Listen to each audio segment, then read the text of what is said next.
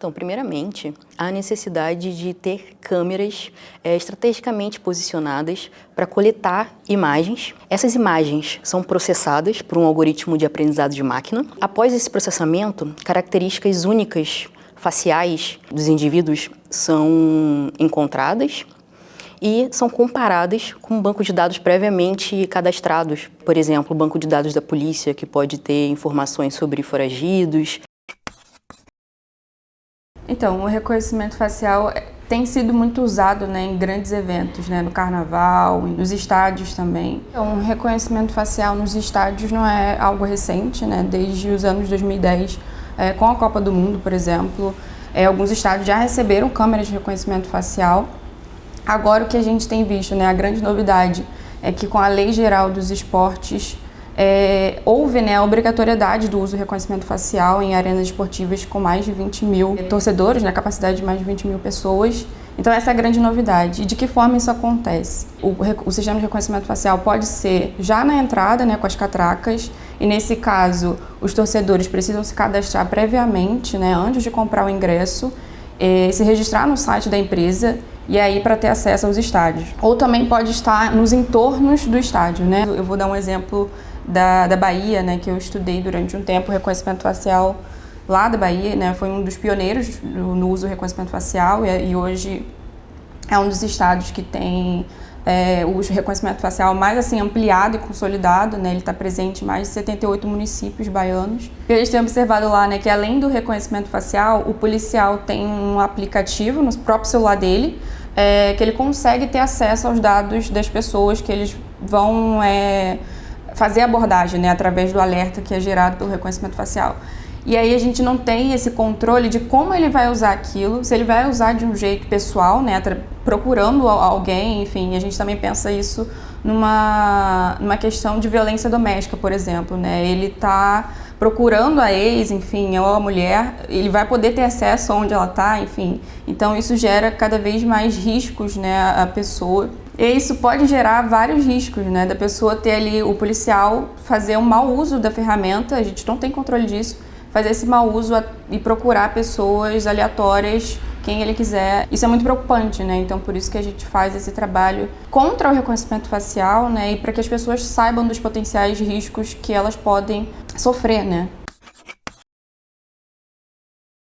Hoje a gente já tem técnicas e algoritmos de aprendizado de máquina diversos para trabalhar com várias sub-áreas dentro da inteligência artificial.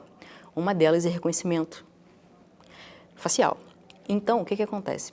Esses dados coletados são essenciais para a gente poder usar para treinar esses algoritmos. Então, o algoritmo ele vai saber identificar tão bem quanto ele foi treinado, a partir dos dados que você alimentou esses algoritmos. Então, quanto melhor a qualidade desses dados, mais diversificado for esses dados, mais fácil vai ser o reconhecimento, certo? E, provavelmente, com o algoritmo certo também, mais assertivo, mais preciso ele vai ser. Então,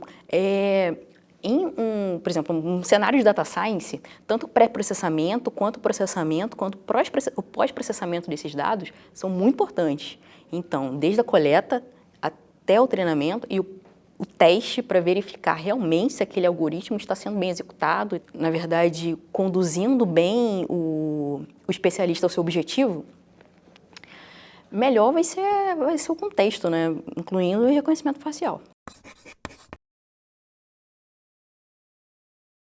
Tem um grande pró e tem vários contras diante dessas ferramentas. Vou primeiro atacar os prós, ou o pró. O pró é que a gente consegue fazer esse reconhecimento em uma área extensa e em meio de multidão, certo?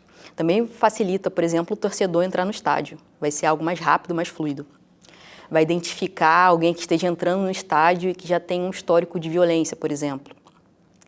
Só que há o fato de que, como eu disse antes, esses dados eles têm que ser diversificados, certo? Então, pode acabar tendo um erro de precisão. Eu acho que diferente de qualquer outra tecnologia, o reconhecimento facial, quando erra, né, os erros são materializados em prisões injustas, constrangimentos públicos e violações de direitos humanos, né, como aconteceu com o João Antônio durante o campeonato sergipano, né, que é um jovem negro que foi abordado, né, durante o intervalo do jogo, foi levado por 5 policiais, né, algemado na frente de centenas de torcedores. E além desse constrangimento público, né, o João conta, né, no seu relato nas redes sociais, que ele passou a ter medo, né, de ser confundido novamente quando escuta uma viatura, quando vê passando uma viatura, e começou a temer também pelo seu irmão mais novo, com medo de que isso aconteça também com seu irmão, né? Então, os erros do reconhecimento facial geram essas inseguranças, e a gente não pode tolerar isso, né?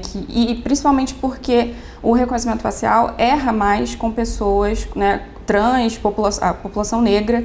Então, a gente não pode aceitar que certas pessoas sejam entendidas como efeito colateral de uma tecnologia a fim da segurança pública, né? O reconhecimento facial, enquanto uma política pública, é também um gasto irracional, né, do poder público, né? Enquanto ele está gastando milhões, e a gente tem que falar isso, né? É uma tecnologia muito cara, enquanto ele está gastando milhões com reconhecimento facial, que não dá nenhum resultado positivo. A população precisa de outras coisas, sabe? Né? O direito à saúde, direito à educação. Essa lei, eu acho que está mais no contexto europeu do que o nosso, né? Então, acho que a gente tem que olhar muito para o nosso contexto aqui e entender onde estão os pontos de falha que podem fazer esse tipo de ferramenta não ser uma boa ideia. Por quê? A gente é uma população diversa e muitos grupos dentro da nossa população já são enviesados. Então, se esses grupos construírem os algoritmos de reconhecimento facial, esses algoritmos já vão ser criados enviesados de qualquer forma. Então, a gente tem primeiro que amadurecer o povo para depois tentar criar ferramentas inteligentes para a segurança pública em prol desse mesmo povo.